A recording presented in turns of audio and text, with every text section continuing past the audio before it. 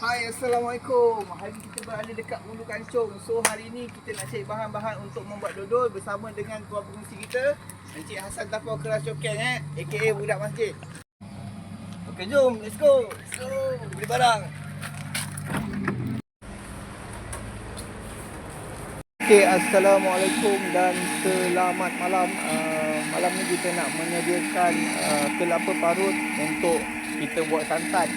Jadi program kita pada esok hari adalah untuk memasak dodol. Di hadapan saya adalah kuali yang telah tersedia untuk kita memasak dodol pada esok hari. Bersama-sama dengan saya, sahabat-sahabat saya itu Wak, Bobot, Hassan dan Bapak Hassan. Okey. Semoga dimudahkan segala urusan pada esok hari, insyaAllah.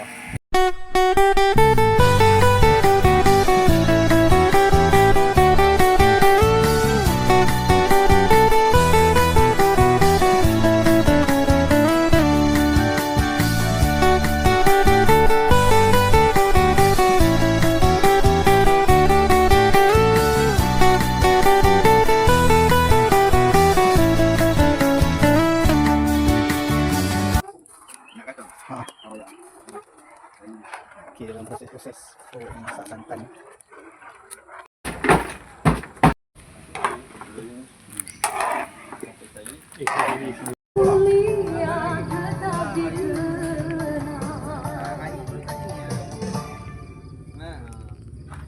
We okey we Boleh lah.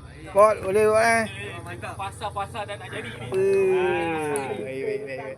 Awi sampai tu yang buat lagi meriah Awi. Aku tengok ni vlog dalam 20% lagi siap. Ya. Kalau penat beritahu ya. Boleh.